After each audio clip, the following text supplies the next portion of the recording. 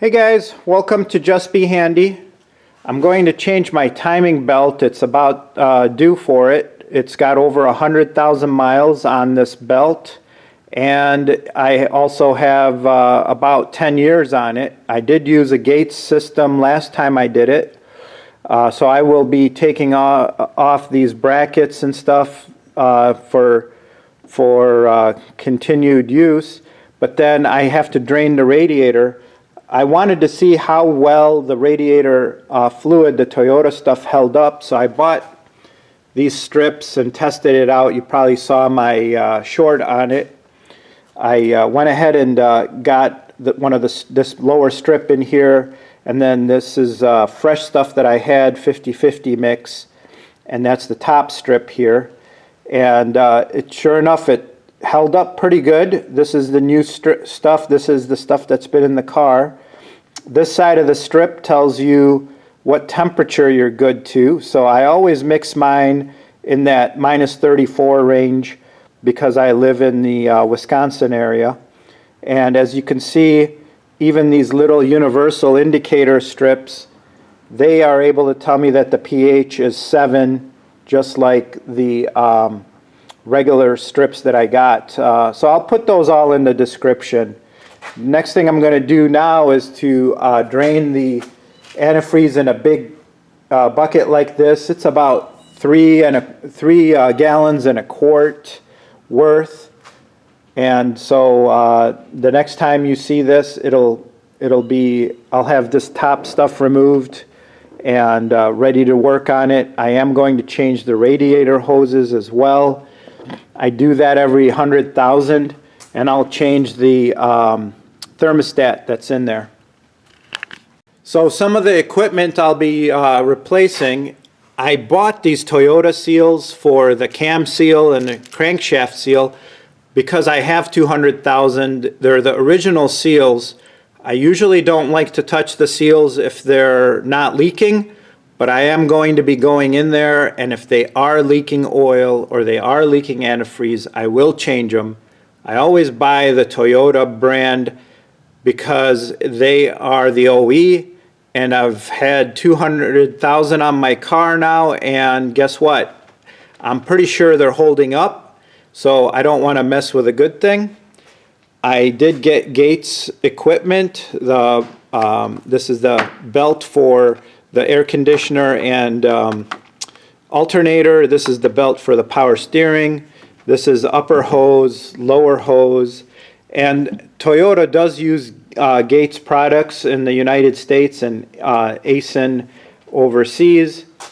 I did get the AISIN thermostat because it is the OE brand. I went with the AISIN timing belt kit this time instead of the Gates because the Gates kit had some parts made in China that they sourced, but the kit is also very thorough. It shows you all the cam positions and all the torque specs, and it's fairly complete. It comes with the gasket, the OE belt, which is made by Mitsubishi. It comes with a water pump, AISIN water pump, and this one has the plastic impellers. I don't know if this one is US made or Japan made, but also I didn't care for the way they packed it. You could see the bottom of the box had some hits from transport, but thankfully none of the teeth are damaged. It does have all the OE bearings, all made in Japan rather than China. That's important to me. The tensioner, all made in Japan. So anyways, that's why I got that. And then I have 2 gallons of the Toyota antifreeze. This is not the 50-50 mix, so I have to mix it with distilled water. I like to go down this route because the car will take 3 gallons, and all I need is 2 gallons of distilled water to make these work, and we'll be good to go. And I do have some red Loctite and some blue Loctite, depending on if I have to go in and change the camshaft seals again. It's always good to use the blue stuff, and maybe a drop on the crank bolt. All right, guys, that's what I'm going to be putting in. As you can see, it was best to remove the little cowling to gain access, and then you can see that I'm trying to just drain it into that bucket. It was just an easy unscrewing of that plastic nub, and pretty soon I'm just going to pull it all out and let the stream come down. And definitely make sure the cap is open when you do that, so you get a good emptying it out, and you can press on the tube too. As you can see, I've loosened up these bolts right here to be able to take off this top bracket and mechanism, and then the engine mount. So what I did last time is I put a lot of anti-seize on the threads, because that's notorious for metal on aluminum actually just galling and then being an issue. So I made sure to take that off. Always take pictures along the way of how things were, and maybe even put things in a box together for like this whole upper mount assembly when you're taking apart such a complex thing, so that you remember all these bolts go together, and then you'll be able to put it back in the same sequence. Either you cordon them off in your garage in one area, or you put them in little cardboard boxes that you get from mail deliveries from like Amazon or whatever, and then you could label them, but you'll know that that's the top mount. You take pictures of it and so on. So hopefully that's helpful for you. All right, now I'm going to just remove that. As you see, I loosened up all those bolts. All right, guys, I took out this engine mount, basically kept this all together. Again, I put all the bolts in one box to know all these are going to go together. I took off this wire harness. These tabs are real easy. You just push out and pull up. So you push out on that little tab here, and then this one has the same thing, a little tab that you push out on and you pull away. And then I went under this plastic housing and I just lifted the whole harness up to give me enough clearance to work. And what I'll do is then take off all these, I think they're 10mm screws with the tools I have, and you can see there's I have to reach way in there as well, so I'll get better lighting in there later. But again, you could see there's a little bit of corrosion on here and things, so it's always good to put anti-seize on this face, on that little dowel pin, because it will stick on that dowel pin, that whole surface, before you put it back together. That way, in case you have to go in there again because you got a leaky seal or something, it'll be a lot easier. All right, so next what we'll do is go after this bracket. So you don't want to take this bolt out all the way, you just move it out enough. This is a C-channel that holds on with this bracket, so it'll, as soon as you remove this bolt here, you will be able to just pull this bracket out of the way. And this loosens up your alternator. Then we will take the belts off by first loosening up the tension bolt right down there that keeps the tension on this adjuster bolt here, and you just back this out and then it will loosen the tension on the belt, and then you can get that belt out of there. And then we'll go after the belt down for the power steering once we lift the car up. But first I'll take that belt off and then get this cover out of the way, and then go down to the bottom and get the rest of the bottom cover and the belt for the power steering after I lift the car up and remove the wheel. And hopefully by then the radiator will be done draining and I can take off that lower hose. You could see there's no corrosion in the line here. That's a good sign that the antifreeze was doing its job. And again, Antifreeze is your lubricant for your water pump, your seals, so you definitely want to make sure it's not acidic. Always check. All right.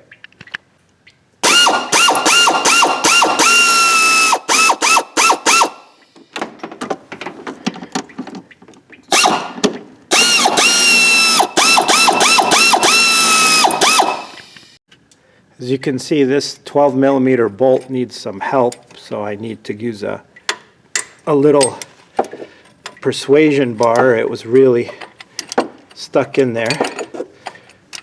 It's always good to have some pipe around that fits around your ratchet. Before attempting to loosen up the alternator, always make sure you disconnect the negative battery cable, because the alternator is also connected to supplying the battery with power. So then we will loosen up that pinch bolt and then the adjuster to loosen the belt next.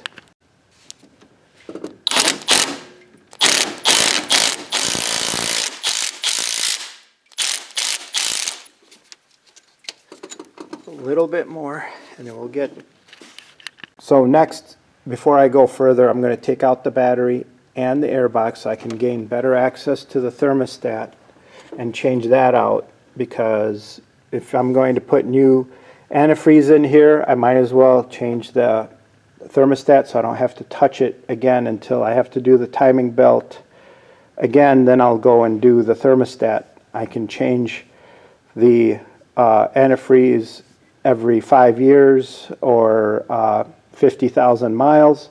That's not going to be an issue, and that'll keep the water pump lubricated. Thermostats are usually good for 100, 150 if you have a clean system. So I'm not going to chance it. I'll just go ahead and change it. All right. Before I go taking the air box out, you see these airlines. This is orange, so I put an O. This is yellow, so I put a Y. This is pink, I put a P, and N for no color, so that I know that they'll go in that right direction. So next what I'll do is I'll take those airlines off, I'll take this connector off, undo it here, and then take this top cover off.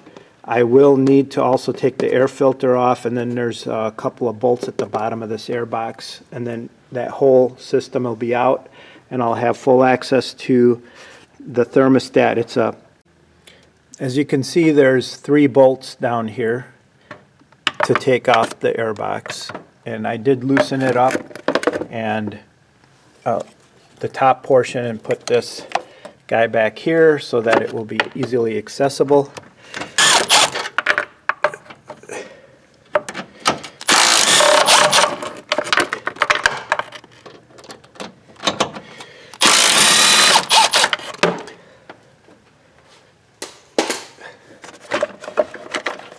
Okay, there's one more wire here. It's a ground wire. I'll have to take that off before I can pull it up, but it'll come up just as soon as I get that out of there. And remember, leave these lines on this connector so you don't get them mixed up, and just leave that there. All right, I'll take that off and then get the air box off, and I'll show you where the bolts are for the water thermostat.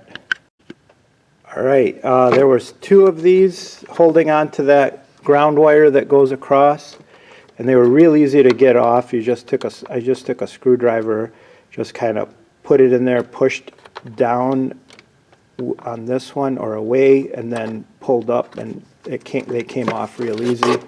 So now I have better access to the starter to look at all this stuff here. You can see this is a breather for the transmission. You get the battery out of the way and all that. You can see this car is still in pretty good shape even though it's in Wisconsin. All right, guys, I'll get closer to getting the thermostat out of there and we'll go from there. Okay, so to get to the bottom bolt, it's just ahead of the top bolt on, or nut on the housing. There's the top nut right there that is to take out the thermostat housing, And then the other one is just ahead of it, but see, you got to get this wire harness off of here, and then that is you just push down on that and then pull away, and then it lets go. All right. So I'm going to undo the bottom one first because that's the harder one to get to, and then the top one. All right, guys, it was actually 3 bolts that you have to take out, and this guy comes straight out once you undo that 10 millimeter bolt. Actually, it was 12 millimeter bolt that was holding it there. You wiggle it out. Thankfully, the O-ring is still in good shape. Thankfully, everything is still in good shape in there. It'll hold pressure. I did have to take out this and move stuff away from the move stuff away from there so we could get in there. But I could not get this clip off. It was too brittle, and it's for camshaft sensing and so on, so I just wanted to leave that alone. I don't want to mess with it. I was able to get everything out regardless, but it did make a huge mess when I took that out. Everything came pouring out of there and it got all over the floor. That's why I don't take that vent line off. Keep it there. You don't want any of this transmission, this spoiling your transmission fluid. It's sealed. That's a breather hose. Just keep it away from there. But now you can see the surface, everything looks good. The old thermostat is still in good shape, but again, you don't want to trust it. I have a new gasket. I will place everything the same way because of the OE setup. So there's a little relief valve there that was kind of pointed up. I'll put it in the same position. You see the gasket was sealing really well in there. Everything was sealing, so I will put that back. And I'm pretty sure the torque was somewhere around 7 to 10 foot-pounds. So I'll make sure to torque all that. Lubricate the seal with, I can do it with straight antifreeze or with dielectric grease and put that back in. It should hold fairly well. I only have the new seal for here, but this seal looks really good shape. All right, we'll do that next. All right, guys, I just cleaned this tube. I ran some fresh water through it and got anything that may be in it out, and I made sure the gasket is in good shape. So I'm going to put some dielectric grease on it. I did get the housing in torqued, and I torqued everything to 7 foot-pounds. That is what you also torque the water pump to, so you don't over torque those little bolts. And then so I'll put dielectric grease on this, install that in nice and straight, and then put the bolt on, and that'll be the thermostat. We got to then put everything back here, and then I can lift the car up to continue with the belt, with the timing belt. Okay, guys, it's all buttoned up, as you can see. I definitely had to make sure that the temp sensor was back on. This harness went back on. All the bolts in there are torqued to their proper torque of 7 foot-pounds. I put this ground back on right here. I put this bracket back on, the vent for the line. This guy went in real easy. I just put a little bit of dielectric grease on that gasket, and it slid right in. It went and popped, and then it felt loose, but that's the way it's supposed to feel. That's supposed to hold it from blowing off. So the gasket will seal the rest of the way, or that O-ring. It'll be able to handle the pressure. So we're all buttoned up here with the thermostat. Now I'm going to raise the car and start working on the belt.